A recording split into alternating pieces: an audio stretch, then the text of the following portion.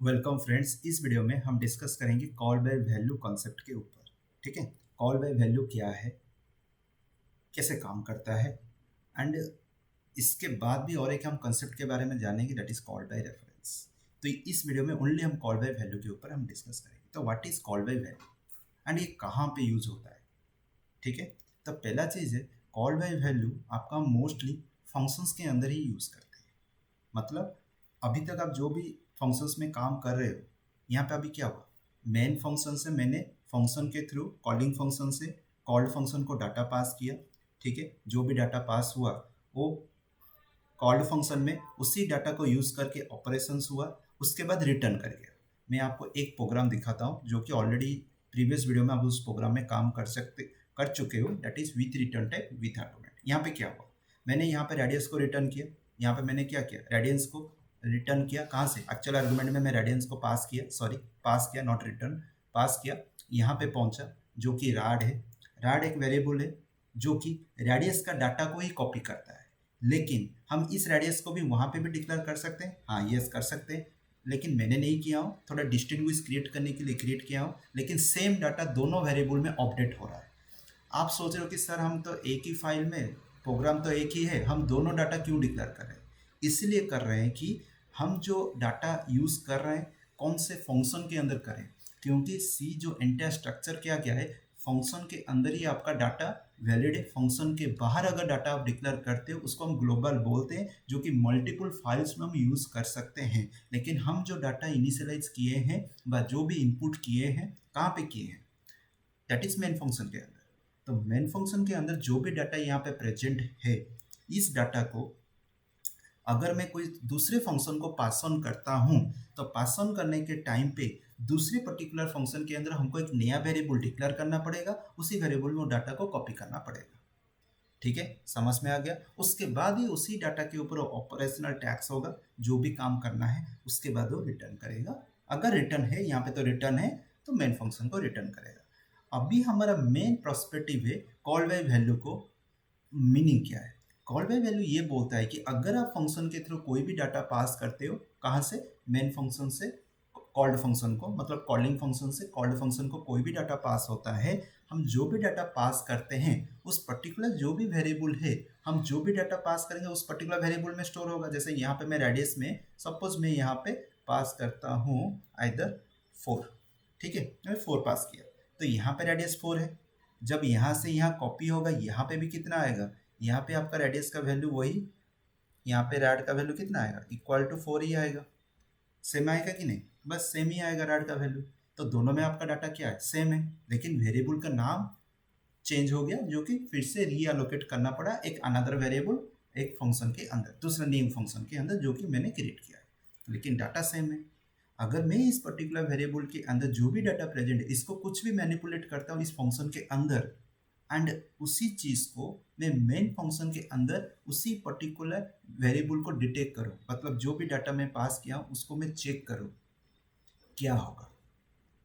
तो यहाँ पे आंसर आएगा कि अगर अपडेट करते हैं फंक्शन के अंदर कोई भी सब फंक्शन व कॉल्ड फंक्शन के अंदर, हम कोई भी पर्टिकुलर डाटा जो भी मेन फंक्शन में पास हुआ है, अगर उसको मैं सब फंक्शन व कॉल्ड फंक्शन में अपडेट किया हूँ, तो वो डाटा, जो अपडेटेड डाटा मेन फंक्शन को रिफ्लेक्ट नहीं करेगा व अपडेटेड नहीं होगा।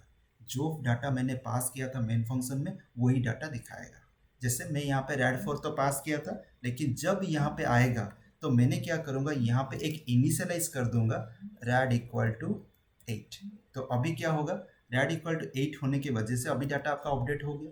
अपडेट होने के बाद जब मैं रिटर्न करना चाहूँगा मेन फंक्शन को, तो मुझे वहाँ पे 8 दिखना चाहिए, लेकिन कॉल बाय वैल्यू के वजह से यहाँ पे मुझे दिखाई देगा क्या, 4 दिखाई देगा। जितना मैं यहाँ पे सेंड किया हूँ उस उतना ही मुझे दिखाई देगा। ठीक है, तो इसका जो ड्रॉबैक्स है कॉल बाय रेफरेंस इसको फिलअप करता है। ठीक है, तो अभी हम कोड के थ्रू एनालाइज करेंगे कैसे काम करता है, एंड ये एक्चुअली कहाँ पे ये डाटा स्टोर हो जाता है, जिसके वजह से हम अपडेट करने के बाद भी हमको चेंजेस नहीं मिलता है। Generally data is called stack memory. तो रुको, मैं कोड करने के बाद उसके बारे में बताऊंगा कि कैसे ये काम करता है। ओके, तो अभी हम कोड के थ्रू देखेंगे कि कैसे कॉल बाय वैल्यू काम करता है। ठीक है, तो चलो कॉल बाय वैल्यू। ठीक है, आप कोई भी प्रोग्राम यहाँ पे कर सकते हो कॉल बाय वैल्यू में। ठीक है, हाश include IO stream using namespace std। ठीक है, int main रिटर्न 0। फाइन हो गया। तो यहाँ पे अभी हमको करना क्या है, अभी हम यहाँ पे एक डाटा इनपुट करेंगे, मेन फंक्शन में उसी डाटा को पास करेंगे, वहाँ पे अपडेट करेंगे। ठीक है, तो बिफोर फंक्शन आफ्टर फंक्शन दो बार यहाँ पे फंक्शन कॉल करूँगा। तो before function call what is the data, after function call what is the data. ठीक है, तो यहाँ पे int data equal to 45। Okay, assign initialise कर दिया। अभी सी आउट बिफोर फंक्शन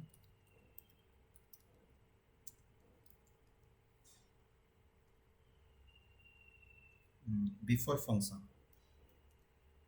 तो फंक्शन से पहले आपका डाटा यहाँ पे आप एंडल कर सकते हो। देन आप उसके बाद सी आउट, तो यहाँ पे आप बिफोर फंक्शन मतलब फंक्शन कॉल करोगे यहाँ पे।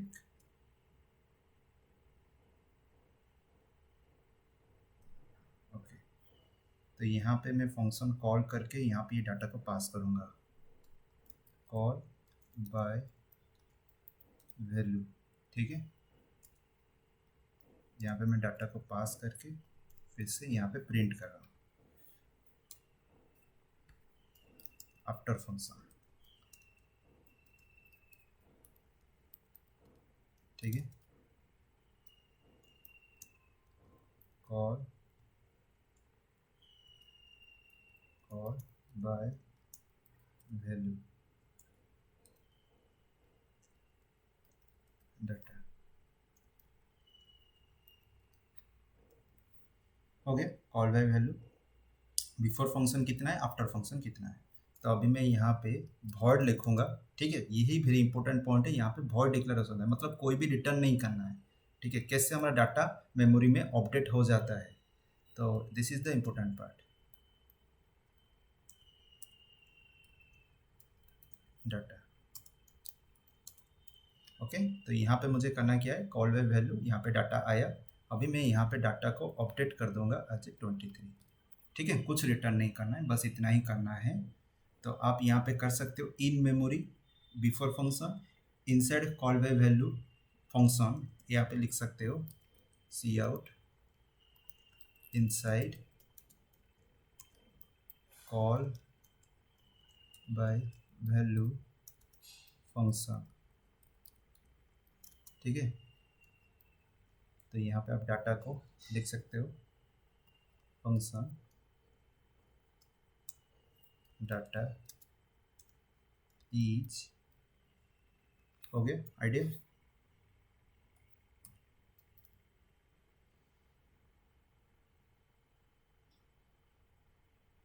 तो यहाँ पे अभी मुझे क्या करना है, कंपाइल करना है। तो यहाँ पे कुछ एरर दिखा रहा है। हाँ, यहाँ पे मैं टाइप डिक्लेयर नहीं किया जो कि इंट है। ठीक है, यहाँ पे जो डाटा पास हो रहा है वो इंटीजर टाइप है। तो यहाँ पे एक चीज़ बोल रहा है कि before function call by value data, तो सही है तो सब कुछ। तो एरर कहाँ पे आ रहा है,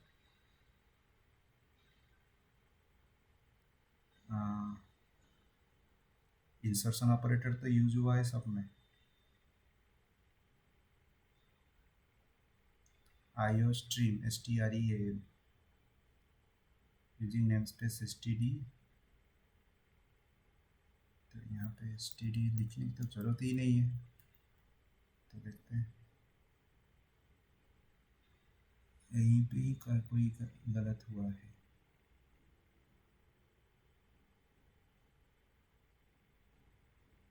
इसके लिए नहीं मिला standard basic character word.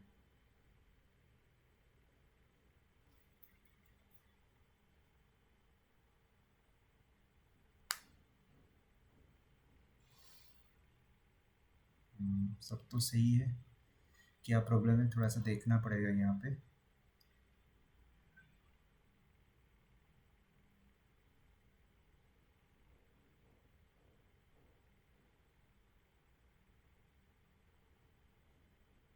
Character बोल रहा है क्यों?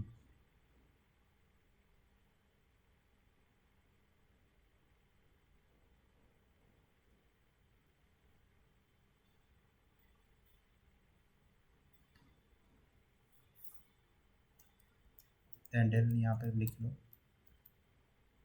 Main function return 0 before function call by value data को पास किया, कॉल बाय वैल्यू डाटा को पास किया 2 बार after function.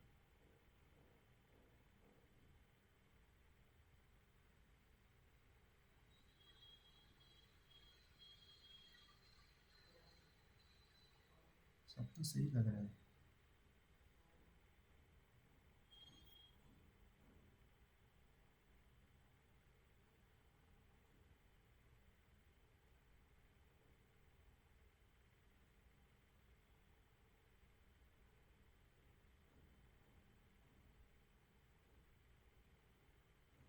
Conversion for argument 1 from void to long int।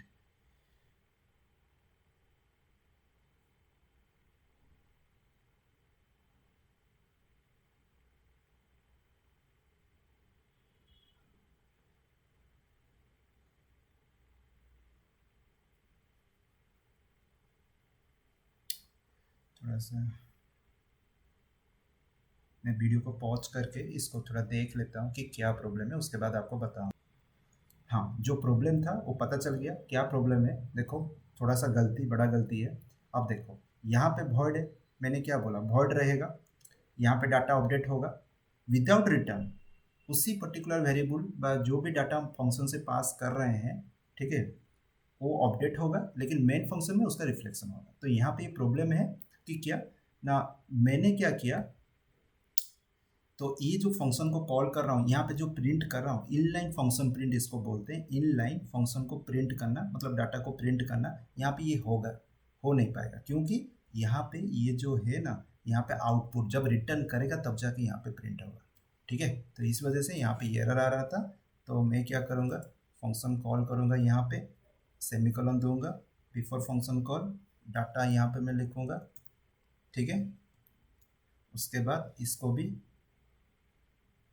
Can't, तो यहाँ पे मैं लिखूँगा डाटा, उसके बाद यहाँ पे फंक्शन को कॉल करूँगा अलग से। हो गया, अभी सही आएगा, नो प्रॉब्लम, बस हो गया 1 सेकेंड में। आप देख सकते हो अभी, देखो inside call by value function data is 23, before function call 45, inside call by value function data is 23, after function 45। आपको थोड़ा सा कंफ्यूजन हो रहा होगा, तो मैंने क्या हुआ,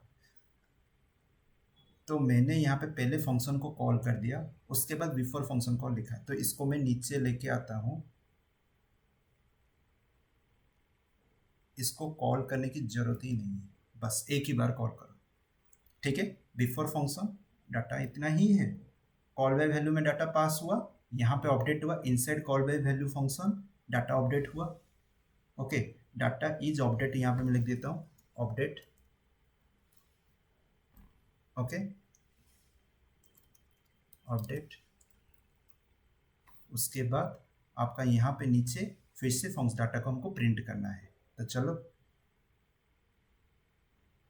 तो आप देख सकते हो before function 45, inside call by value function data is updated कितना 23, आफ्टर फंक्शन 45। तो यहाँ पे हमको क्या मिला, मैं जो बोल रहा था बिगनिंग में, आप जो भी डाटा पास कर रहे हो कॉलिंग फंक्शन से कॉल्ड फंक्शन को, डाटा तो अपडेट हो रहा है, आपका ओरिजिनल डाटा तो अपडेट हो रहा है, लेकिन जब फंक्शन को रिटर्न कर जाता है डाटा, वही जो भी था जिसे पास कर रहे थे, जितना डाटा पास कर रहे थे उतना डाटा वैल्यू आपका ओरिजिनल फंक्शन के अंदर, जो कि मेन फंक्शन के अंदर दिखा रहा है 45, लेकिन फंक्शन के अंदर आपका अपडेट दिखा रहा है। ये हो क्यों रहा है, जनरली हम यहाँ पे एक चीज़ कर रहे हैं, यहाँ पे जो डाटा हम पास कर रहे हैं, जो भी वेरिएबल हम यहाँ पे डिक्लेयर किए हैं, इस फंक्शन के अंदर ही काम करेगा। ये जो डाटा वाला फंक्शन है ना, सॉरी वेरिएबल है ना, ये मेन फंक्शन के अंदर ही काम कर रहा है। एंड ये जो डाटा अब जब मेन फंक्शन के थ्रू हम पास करते हैं, जो डाटा वैल्यू मेन फंक्शन के थ्रू पास करते हैं दूसरे फंक्शन के अंदर जाता है, वहाँ पे भी अगर हम सेम भी नाम दे देते हैं, ये डिफरेंट मेमोरी एलोकेशंस होगा।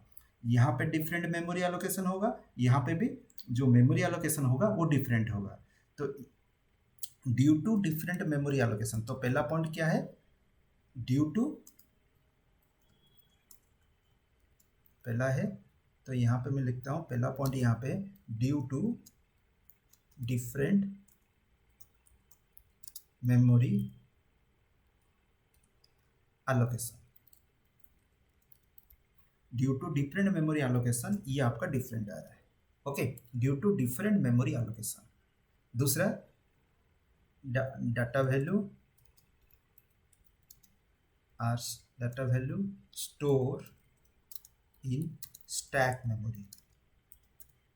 हमारा inside the memory there different architecture हुआ होता है, उसी आर्किटेक्चर के अंदर दो मेमोरी कंसेप्ट आता है, एक हीप मेमोरी, एक स्टैक मेमोरी। मैं यहाँ पे अभी बेसिक बता देता हूँ, एक डिफरेंस वाला वीडियो बनाऊंगा, what is the difference between heap memory and stack memory. Heap memory में जनरली क्या होता है, आपका रेफरेंस स्टोर होता है, पॉइंटर कंसेप्ट वहाँ पे आता है, जो इसके बाद बताऊंगा। ठीक है, जो एक्सप्रेशन वाला वीडियो नहीं देखे हो वहाँ पे जाके देखो, पॉइंटर को हम कैसे एक्सप्रेशन में यूज़ करते हैं, वहाँ पे थोड़ा सा कंसेप्ट बताया हूँ। यहाँ पे वही चीज़ है, कंसेप्ट ही बताऊंगा जो कि आपको आइडिया आएगा।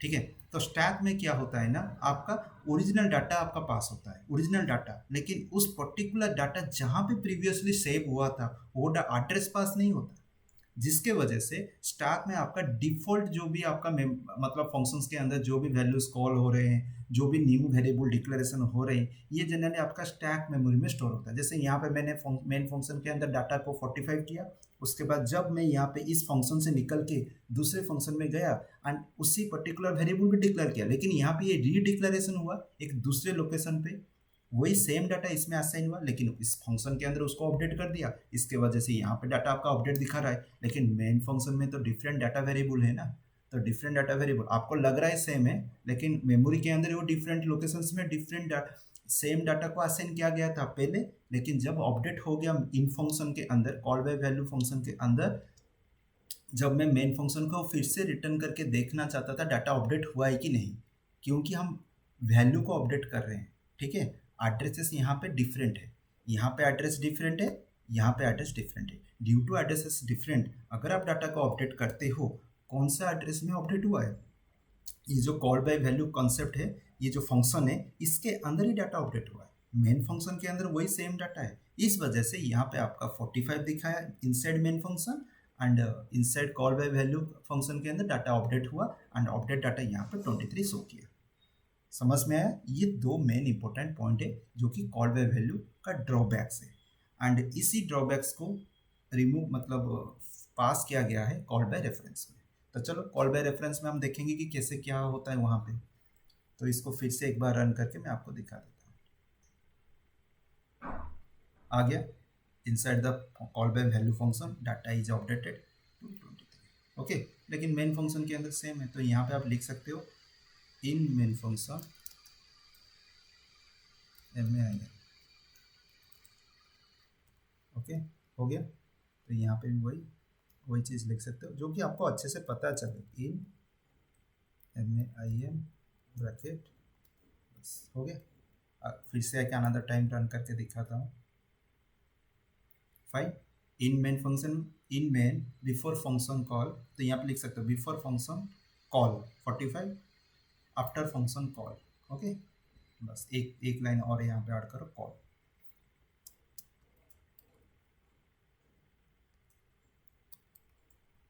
हो गया, बस फाइन।